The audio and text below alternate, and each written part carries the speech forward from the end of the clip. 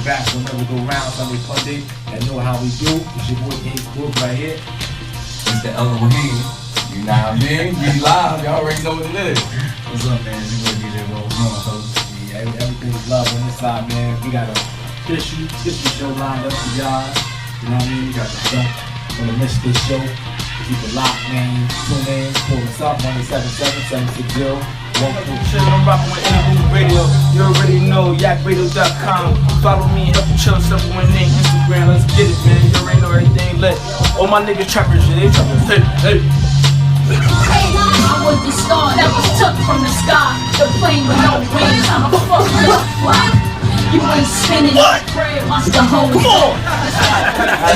Yak Radio, that's the fact. Whole game. You know what it is, Money and murder. You know who it is, your boy Black Way on the double thing. It's your boy Nino, Bank in the building. It's your boy Dino, Bank in the building. It's your boy Bank in the building. You know what it is, man. Interlude Radio, Yak Radio, shout out to my guy B Live, Ace Boogie, DJ Bud. Get money, Yak Radio. Interpretation of having cake, eating it too, right? It's sort of like, in my particular situation, I was dating a bisexual girl, which sounds cool. Mm-hmm. It's only cool if you're not serious about that person, right? Because if you're serious about someone, it's like, this is my wifey, but then she has girls that she play with, and she don't want you to play with those girls, but she wants to be able to play with those girls. So that's having the cake and eating it too. Yes. No, I'm a married man. That was a pass. That was a pass. I don't want my wife to hear this and be like, "What's going on here?" That was a pass. But I was having your cake and eating it too. Yes, thank you. And it was selfish because she wanted to be able to play, but I couldn't play with her friends. So she had her cake and she was trying to eat it too. So that's my. I understand.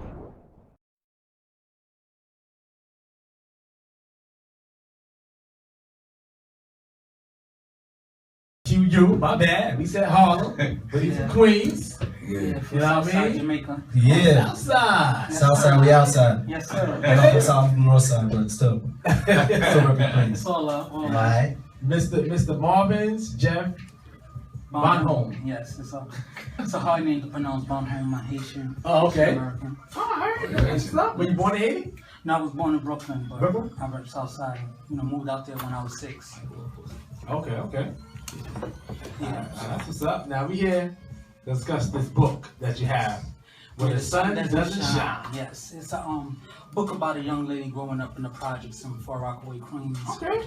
She faces a lot of issues. She, deals with death, deals with abandonment from her father, deals with sexual assault, deals with, issues of her questioning her sexuality, deals with, gang violence around her, avoiding, the traps that people face growing up in the ghetto. And overall, it's a positive story because she never loses focus on who she is.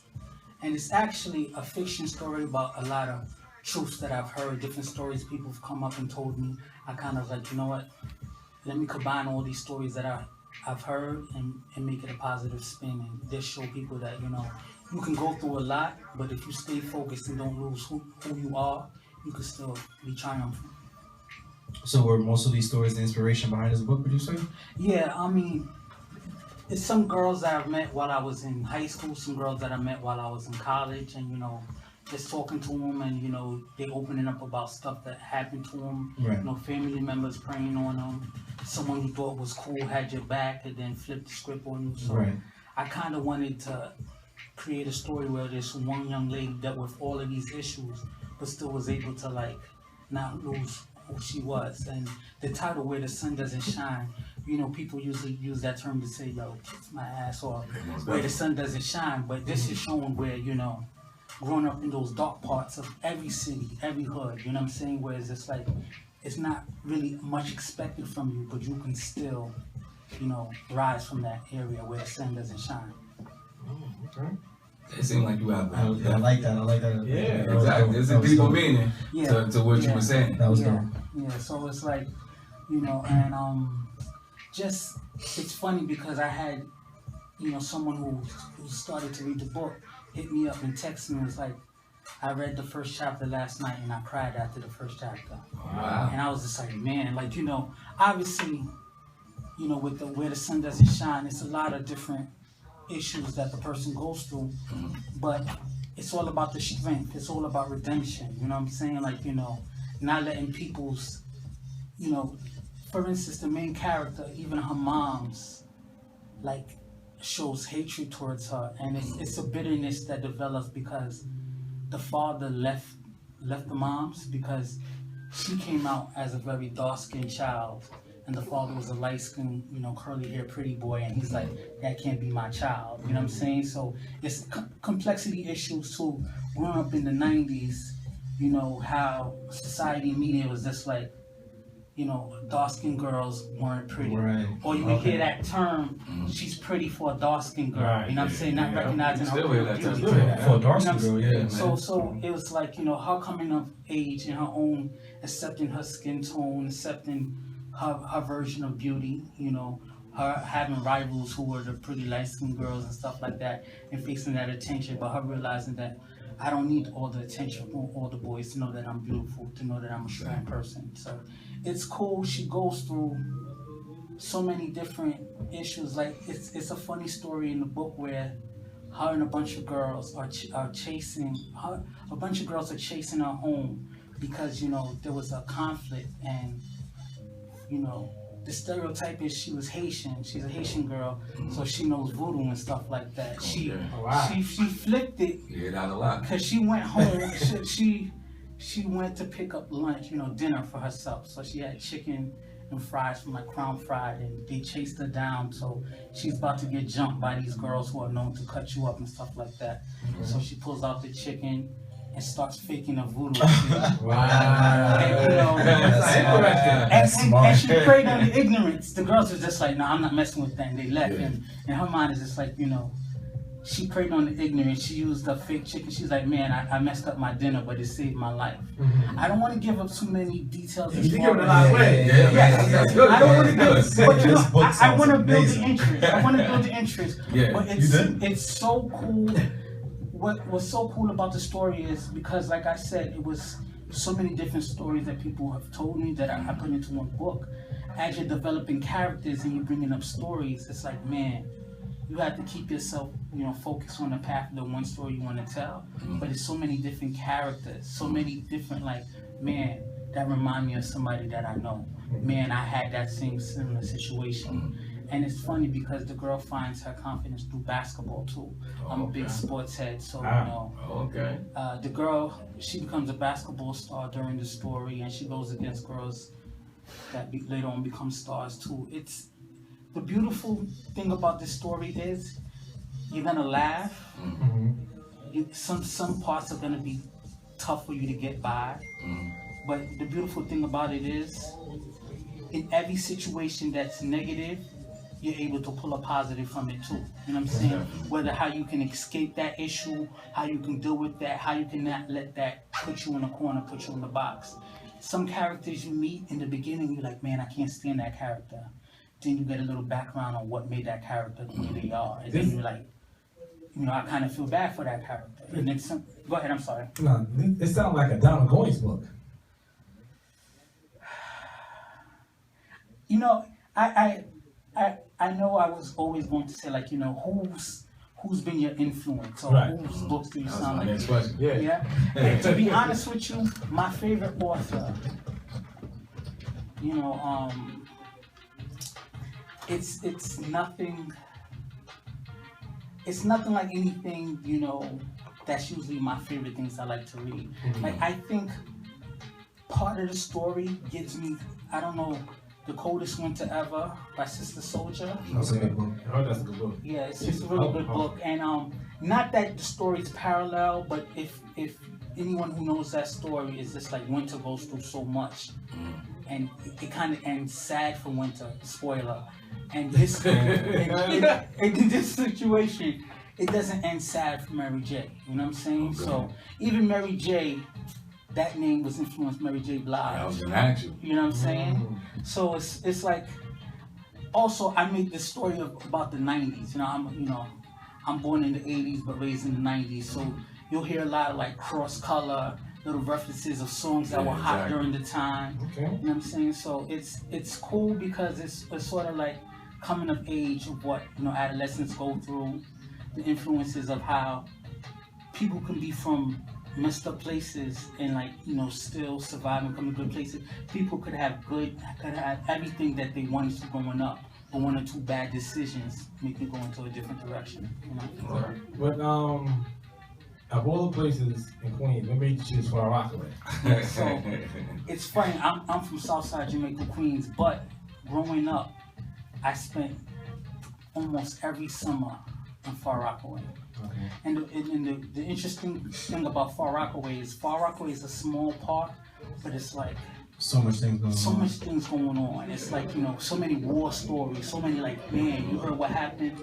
And my cousins grew up in Far Rockaway and stuff like that. And it's funny because Far Rockaway and Southside had small little rivalries and stuff like that. It's So, not too far from each other. yeah, so even in the books, some of the characters from like, oh, you from Far Rock, get out of here. Oh, you from Jamaica, get out of here. Because I remember going through that myself, you know.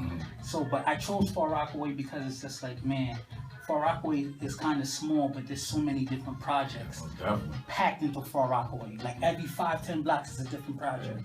My wife is actually from Hamels. Her projects in Far Rockaway. And it's funny because I started writing the story before I met my wife. So all her friends are like, did you write this because of your wife? I'm like, no. I already had this story set before I even met her. So I chose Far Rockaway because at Far Rockaway, you know, even example, you got Chinks.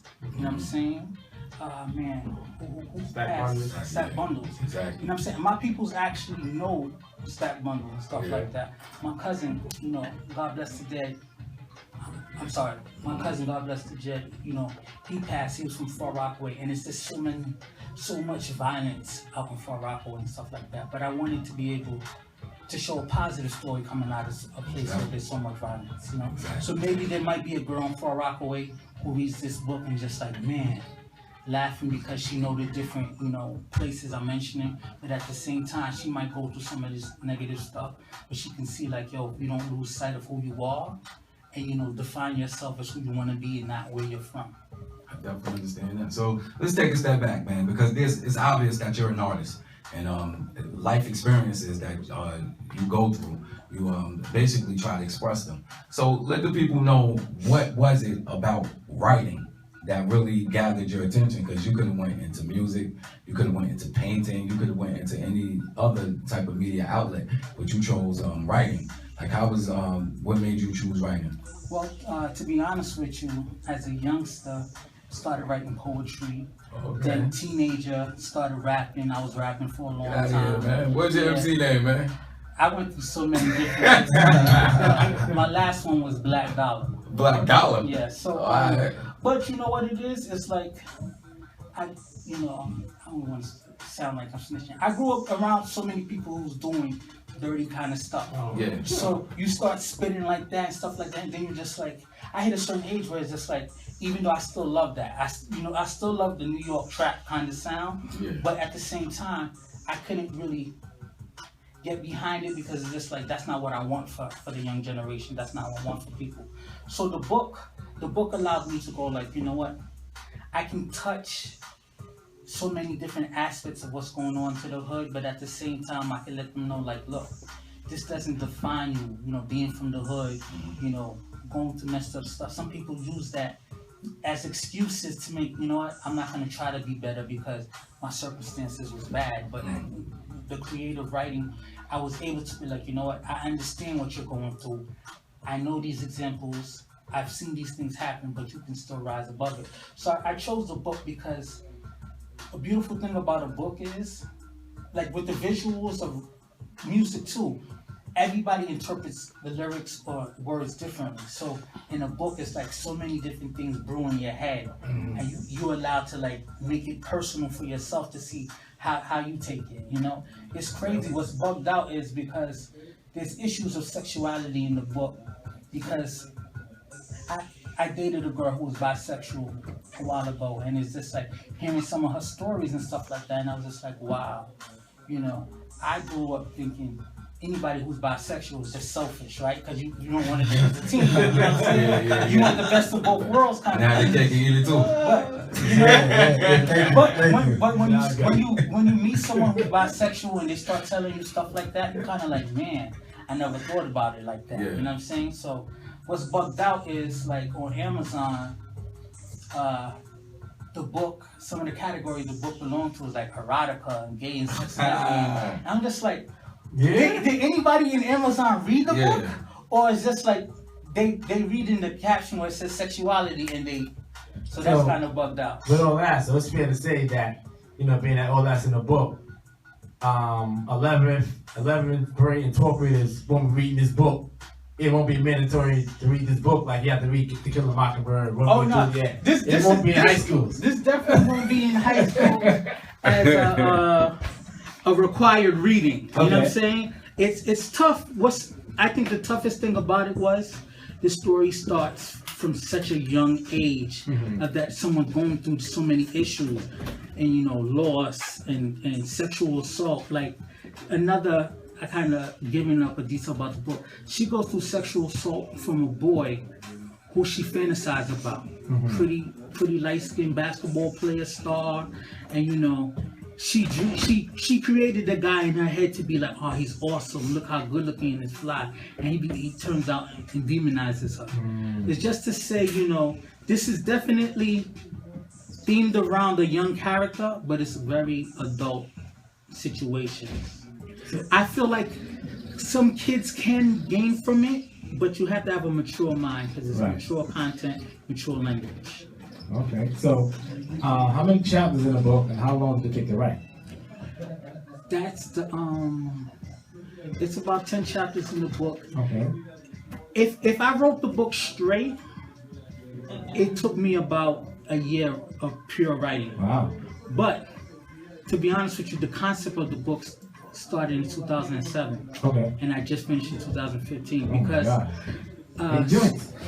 it didn't take 8 joints to get the story down, but it's just so many different things going on in my life. Like I said, you know, I was trying to start a record label, and then I was doing I was trying to be a CPA. Like I work in finances. Okay. You know, that's how I make my money. I work in finance. I work for an investment bank. So I didn't focus on it, but just the reaction I'm getting from people now and how they're just like, you know, I don't even have that many people who have finished the book yet, but just the people who's like, I'm on chapter 3, or it's just the reaction I'm getting from it. It really motivated to be like, I might have something here. Oh, you know? I think so. What's tough about being independent is you got to move certain amount of units before you can say, I'm going to make my livelihood doing this. You know what I'm saying? Yeah. That's why even the independent artists and stuff like that, and I, you know, run into these cats out there, it's always beautiful to see people have that grind. But you know what? It's so hard on the independent level because people look at independent things and think it's less than because it's not being backed by a big machine. But I feel like if you want to control your creativity, control your output, independence is a good way to go. So Where the Sun Doesn't Shine, you can find it on Amazon and Kindle. And also, I have a website, mjbbook.com, where you can go to my website. It's connected to my Facebook, my Twitter, my Instagram, and an email. You can email me, and you know, I can set it up through PayPal, where I send out, you know, signed autographed books to whoever, you know. You tell me who the book should be made out to, and then I send it out. Have you done any press, like book releases? I haven't done any press and book releases. I actually want to thank you guys for allowing me to come on here. This is my first, you know, real media, you know, PR kind of thing right there, and it's a cool platform to do it. I was looking at your interview with the Love is Blind. Okay, yeah. And I thought that was a dope interview, so I was just like, wow, these guys are cool. I'm glad I can do a platform like that. I'm definitely have some book signings in the works, but I don't have the details right now because it still needs to be confirmed. But I've been hit up to be like, oh, can you come do a book signing and stuff like that. I'm actually glad because I've sent the book to 2 different prisons. Nice. Because definitely a good prison book. Yeah, definitely a good because I think what's the beautiful thing about it being in a prison and being allowed to circulate is that, you know, people here make mistakes, but they rise from their mistakes. And I think that's one thing people in prison need to be able to be like, you know what, this doesn't define who I am for the rest of my life. Definitely. So. All right, before we get out of here, man, I just want to ask you a question. Do you see this book becoming like a movie? Earlier you mentioned I was thinking that there's other characters that could develop off of that. I was thinking that, and you know what's the crazy thing about it? It's like, I can see it being a movie, I can see it being a series too. Nice. Because of how the character grows up and different things happen in their life. You could put it in a movie, you could put it series-wise. And I was like, man, you know, the success of series like Money and Violence and damn, it's another one. 848 you talk about, man? That's official. No, it's something on Twitter, above the buff or something. I'm sorry, I can't think of it right now. But just the success that people have been able to have, you know, their own series and producing their own thing. That's something I'm thinking about right now. I need to move the book to see who I'm touching with the book, because I feel like if you jump to make it a movie, you might not even know who you really should target it to.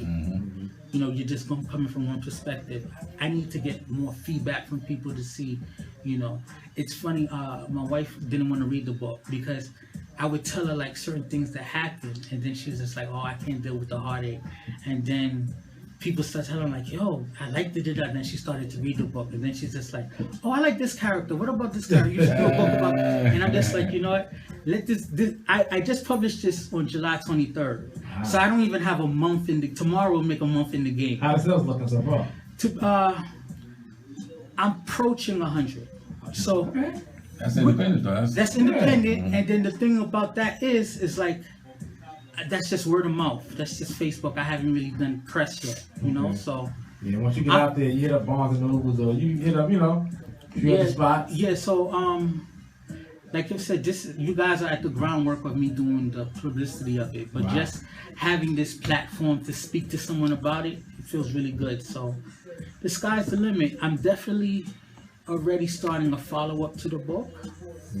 Yeah, and then I'm working on something else too. That's like a whole different world from this kind of book, because I'm into like vampires and Walking Dead kind of stuff. So I'm working on something like that. But just to be able to get people to tell you like, I love this story, or this I can relate to the story, makes me feel like, you know what, I might have something there. So the sky's the limit. I'm working on things. You have a very creative mind. Yeah, it seemed like it, man. I've been listening. Like I haven't listened to everything, man. I appreciate that.